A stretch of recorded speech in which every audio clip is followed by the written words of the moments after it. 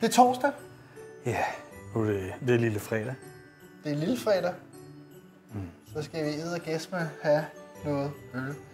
Og vi skal en tur til Yorkshire. Ja, det er en lille by, der hedder Hebden Bridge, nordøst for Manchester. Og vi skal ikke have Yorkshire pudding, vi skal have Saison! med gran. Ja, masser af gran. For hvad er mere jul end gran? Intet. Det er svaret. Så selvfølgelig har Vocation valgt at lave en saison med gran. Og en saison er jo, det er jo sådan en god gammeldags landmandsøl, kaldte man det i gamle dage. Ja, en øl, man drak, når man var færdig med at arbejde ude i markerne. Ja, masser af proteiner i. Ja. Og en ret robust, sådan lidt gæret. Der skal være nogle gærnoter i en sæson. Ja. Det er det, der ligesom bærer øllet. Så er det andet ikke så vigtigt. Det skal også være en lys øl, men den må godt have en lidt syrlighed, men den kan også have noget sødme. Det er op til fortolkning. Og jeg synes jo, jeg er jo kæmpe sæsonfan. Jeg elsker sæsons. Ja. Og jeg synes, de bliver rigtig spændende, når man krydder dem lidt. Så jeg er meget spændt på den her, fordi at hvis du kigger på det, så står der tasting notes, earthy, spritz og pine. Ja. Så der er jo lagt op til, at... Jeg tænker, at grænskud, det må være pine, ikke? Men jordhed, det er jo typisk for de engelske humler, Isken Goldings og sådan ting. Der er en jordet profil ligesom en del af smagsapparatet. Så vi får se nu, om det er et flydende juletræ, vi skal drikke. Ja, bare det ikke er grønt. Det kunne bare så være ret fedt, hvis de havde puttet lidt grøn frugtfarve i. Bare Vocation, den får I gratis næste år, ikke? Grøn frugtfarve, så har I en altså... Men hvor er det? Det ligner en lys pilsner, det her. Ja, ikke? Ja, jo, det er mega flot.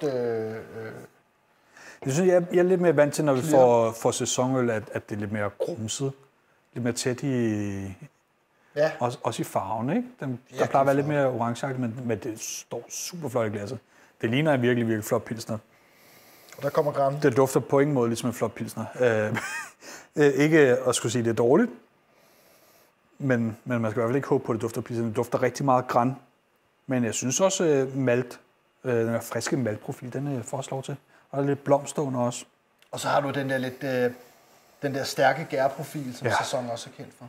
Ja, den har både frugtige ester, og så har den nogle af de her krydrede fenoler, som det hedder.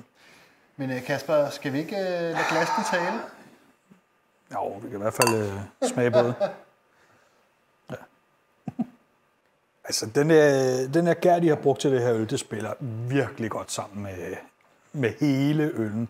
Så det er meget helt støbt sæsonøl. Med lidt bitter og krydret grannål tilsat. Du får den her granfølelse. Du får citrusnoter. Ja, det gør du i høj grad.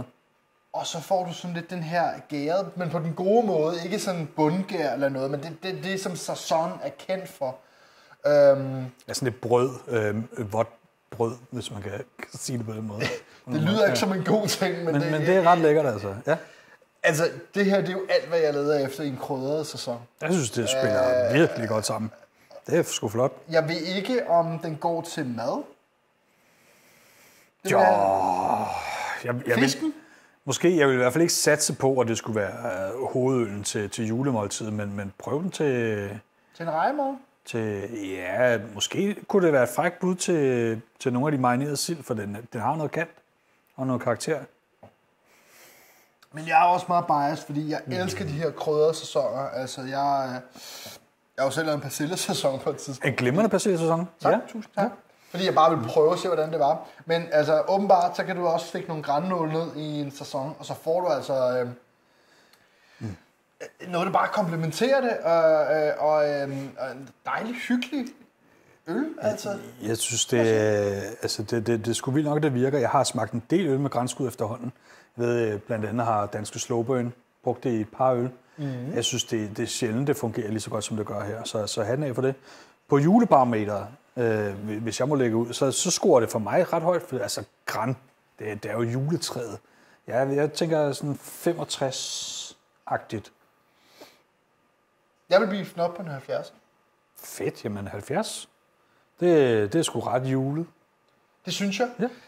Jeg ved ikke, om jeg vil servere den til mad, men jeg synes, det er en spændende øl. Og selvfølgelig, altså hvis I er med i julekalenderen, så vil vi også rigtig gerne høre jeres mening. Så I må gerne lige smide en kommentar nede i bunden her.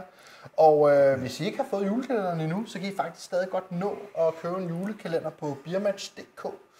Så kan I være med til at smage alle de her. Altså med mindre der er nogen, der er gået virkelig amok, og så har bare købt alle sammen. Der er jo en chance for, at det er udsolgt. Ja. Så skynd jer lige ind og kig og se, om den er der. Hvis den er der, så køb den. Men det her, det synes jeg er spændende. Jeg synes, det smager godt. Det smager friskt. Det er lækkert. Det er Altså, ikke så tungt og sødt som andre juleøl. Det er jo en ganerenser. Altså det er jo den ypperste skylleøl, du kunne forestille dig, ikke? Jo, hvis du har fået de her 2 Porsche-snaps og en linje, så er den altså også god til lige at give en cyklus i drøbelen, sådan så at du har plads til lidt mere på din palet. Det er fedt. Ved du hvad? Tak for i dag, Anders. Tak for i dag, Kasper. Vi ses i morgen. Glædelig jul. Glædelig jul.